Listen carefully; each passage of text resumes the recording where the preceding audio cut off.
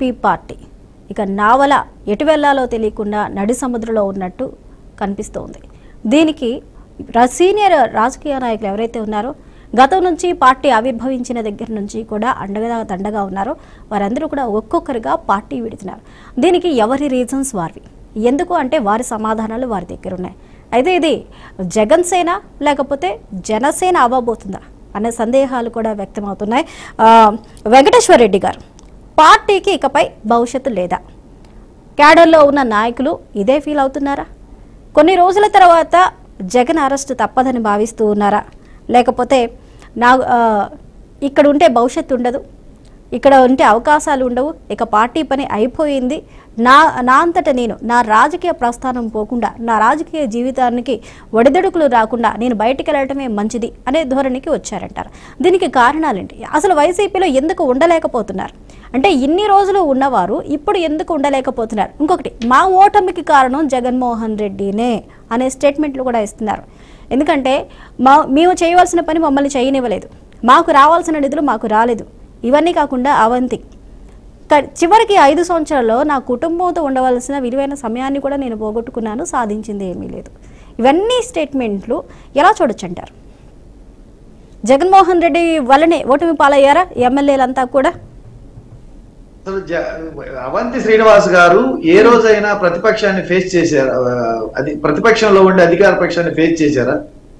ఆయన రాజకీయం మొత్తం ఆయన కార్పొరేట్ వ్యవస్థ నుంచి వచ్చిన ఆయన.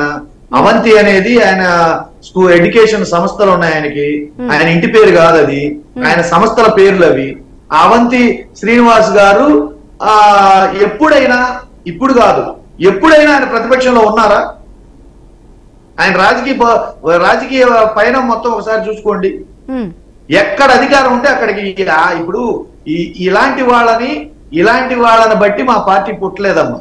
ఆయన మా పార్టీ పుట్టినప్పుడు ఆయన మా పార్టీలో లేరు.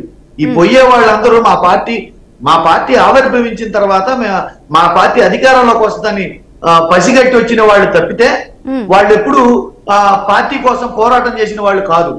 ఇక ఇలాంటి ఆవారగాళ్ళు వీళ్ళందరూ చెప్పే మాటలు ఎలా ఉంటాయంటే, వాళ్ళు చెప్పేది ఇప్పుడు ఏమైందని అప్పుడే తొందరపడి పోరాటం చేస్తున్నారు అంటున్నారు. అంటే ఎంతమంది ఆడబిడ్డల ప్రాణాలు పోతే మరి పోరాటం చెయ్యాలో, మరి ఎంతమంది రైతులు ఆత్మహత్యలు చేసుకుంటే పోరాటం చెయ్యాలో, ఇంకెన్నిసార్లు కరెంట్ ఛార్జీలు పెంచితే పోరాటం చెయ్యాలో, ఇంకెన్ని పెన్షన్లు తీసేస్తే పోరాటం చెయ్యాలో, మరి స్టీల్ ప్లాంట్ ఎన్నిసార్లు అమ్మితే పోరాటం చేయాలో, ఉద్యోగాలు ఎన్ని తీసేస్తే పోరాటం చేయాలో, నిరుద్యోగ భృతి మరి ఎన్నేళ్లకి ఇస్తే పోరాటం చేయాలో, మరి ఒక టైం లిమిట్ ఏమన్నా పెట్టుకున్నారేమో అవంతి శ్రీనివాస్ గారు, మాకు తెలియదు. కానీ మేమైతే ప్రజా సమస్యలు ఎక్కడ ఉంటే అక్కడ పోరాటం చేయడానికి వెనుకాడం. వెంకటేశ్వర రెడ్డి గారు పోరాటం చేయాలి, కానీ అవంతి ఏమంటున్నారంటే కూటమి ప్రభుత్వం ఏర్పడిన తర్వాత సర్టెన్ టైం అనేది ఇవ్వలేకపోయారు, కనీసం 1 సంవత్సరం అన్నా ఇవ్వాలి. పోరాటాలు చేయకూడదని మేము అంటలేదు, కానీ ఫోర్స్ చేస్తున్నారు. తాడేపల్లిలో కూర్చొని ఆయన ఏమైనా చెప్తారు, ఇక్కడ చేసే వాళ్ళకి బాగా తెలుస్తుంది. కార్యకర్తలు జైలు పాలవుతున్నారు, ఇస్తామంటున్నారు. చెప్పండి. తల్లి, కౌంటింగ్ జరిగిన రోజు నుంచే వైఎస్ఆర్సీపీకి ఓట్లు వేసిన వాళ్ళ మీద, ఆస్తుల మీద ప్రాణాలు తీయడం, దాడులు చేయడం, కత్తితో నడి రోడ్డు మీద పొడవటం, మరి ఆడబిడ్డల మాన ప్రాణాలు రోజుకి 4, 3, 2 ఆడబిడ్డల మానాలను దోయటం, వాళ్ళ ప్రాణాలు తీయటం, ఇవన్నీ జరుగుతున్నప్పుడు అంటే వాళ్ళకి తగిన సమయం ఇవ్వాలా? అంటే ఎన్ని మర్డర్లు చేసేంత వరకు సమయం ఇవ్వాలి, ఎన్ని మానభంగాలు చేసేంత వరకు సమయం ఇవ్వాలి, ఎన్ని ఆత్మహత్యలు జరిగేంత వరకు సమయం ఇవ్వాలి? దానికి వాళ్ళు ఇమీడియట్లీగా కౌంటింగ్ జరిగిన రోజు దగ్గర నుంచే దాడులు బిగించేసినప్పుడు తిరగబడాలా వద్దా? తిరగబడే వాళ్ళకి సహాయం చేయాలా వద్దా? ఇప్పుడు రైతులు పంట జరిగి మళ్ళీ పంట కోతకు కూడా వస్తుంది.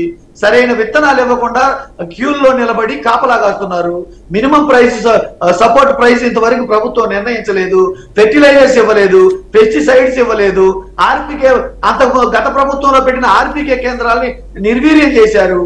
వీటన్నిటి మీద రైతులు సమస్యలు ఇబ్బంది పడుతుంటే అంటే తగిన సమయం ఇచ్చేయాలి వాళ్ళకి. ఓకే, కానీ వెంకటేశ్వర రెడ్డి గారు ఈ దౌర్జన్యాలు, దాడులు, ఆత్మహత్యలు, వెంకటేశ్వర రెడ్డి గారు ఈ దౌర్జన్యాలు, మానభంగాలు, ఆత్మహత్యలు కేసులు ఇవన్నీ వైఎస్ఆర్సీపీలో జరగలేదా? శవాల్ని డోల్ డెలివరీ చేసిన సందర్భాలు లేవా? 10వ తరగతి పిల్లాడి నోట్లో పేపర్లు కుక్కి పెట్రోల్ బస్సు తగలబెట్టిన సందర్భాలు లేవా? అత్యాచారాలు జరగలేదా? హత్యలు జరగలేదా?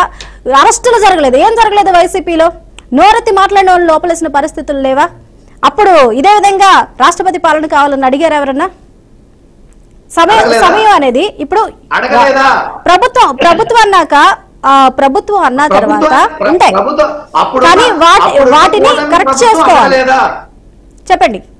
అప్పుడున్న కూటమి ప్రభుత్వం అడిగిందా లేదా? ఆ కూటమి పార్టీలు అడిగినాయా లేవా? కానీ ఇవన్నీ జరగకముందు, కూటమి ప్రభుత్వం వచ్చిన నెలకి ఇవన్నీ జరగకముందు నెలలోపే అడిగారు రాష్ట్రపతి పాలన. నెలలోపే జరిగినాయి కాబట్టి నెలలోపే జరిగినాయి కాబట్టి ఇప్పుడు మా ప్రభుత్వం మీద ఏదైనా ఆరోపణలు వస్తే 5 సంవత్సరాలకి చివరికి ఎలక్షన్లు వచ్చే టైంకి ఆరోపణలు వచ్చినాయి. వీళ్ళు గెలిచిన మొదటి రోజు నుంచే మొదలెట్టారు. కౌంటింగ్ జరిగిన మొదటి రోజు నుంచే ప్రమాణ స్వీకారాలు కూడా జరగక రోజు నుంచే అరాచకాలు, హత్యలు బిగించేశారు, దాడులు బిగించేశారు. చర్యలు తీసుకోమంటాం తప్ప పైగా మేమంటుంది కాదు. ఇది పరిపాలన గాడి తప్పిందని, లా అండ్ ఆర్డర్ పక్కదారి పట్టిందని, ప్రజల్లోకి వెళ్తే మమ్మల్ని తిడుతున్నారని సాక్షాత్తు ఈ రాష్ట్ర డిప్యూటీ సీఎం గారు చెప్పిన మాటలు ఇవి. నేను చెప్తున్న మాటలు కాదు. వాళ్ళు ఒప్పుకున్నారా లేదా? మీరు విన్నారా లేదా? పవన్ కళ్యాణ్ అన్నారు లా అండ్ ఆర్డర్ ఇంకా పటిష్టంగా ఉండాలి, కఠిన చర్యలు తీసుకోవాలని ఆయన అన్నారు. అవసరమైతే హోమ్ మినిస్టర్ ని తీసుకుంటారని కూడా అన్నారు ఆయన. ఒక మాటమ్మా, ఈ రాష్ట్రం అప్పుల పాలైంది. 14 లక్షల కోట్లు అప్పులు చేశారన్నారు. అసెంబ్లీలో ఎన్ని లక్షల కోట్లు చూపించారమ్మా? బడ్జెట్ సమావేశాల్లో ఎన్ని లక్షల కోట్లు చూపించారు? ఆ బడ్జెట్ సమావేశాల్లో పథకాలకి కేటాయించిన నిధులు ఎన్ని? సూపర్ 6 కోసం కేటాయించిన నిధులు ఎన్ని? సూపర్ 6 ఎన్ని హామీలు చెప్పారు? అసలు బడ్జెట్ గెలిచిన తర్వాత, ప్రమాణ స్వీకారం చేసిన తర్వాత బడ్జెట్ ప్రవేశపెట్టడానికి 6 నెలల కాలం పట్టింది వీళ్ళకి. ప్రవేశపెట్టలేని వీళ్ళు పూర్తి స్థాయి బడ్జెట్ తర్వాత ప్రవేశపెట్టారు. అంతకుముందు ఓటన్ బడ్జెట్లు ఉన్నాయి కానివ్వండి.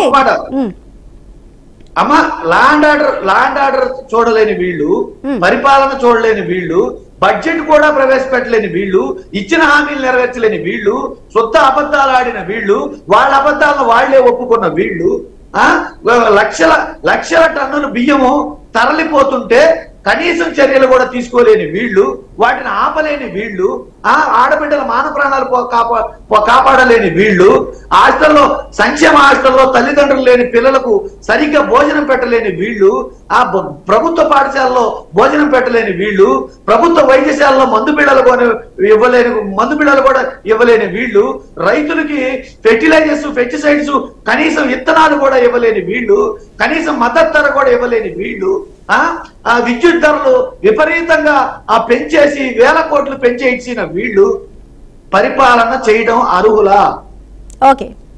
వెంకటేశ్వర రెడ్డి గారు చెప్పలేదా? మరి పరిపాలన సంగతి చెప్పలేదా? ప్రజలు మమ్మల్ని తిడుతున్నారన్న విషయం చెప్పలేదా? ఏం చెప్పలేదు ఆయన? ఏం చెప్పలేదు? మాట్లాడదాం వెంకటేశ్వర రెడ్డి గారు. ఒక్క నిమిషం హోల్డ్ లో ఉండండి. బాజీ గారు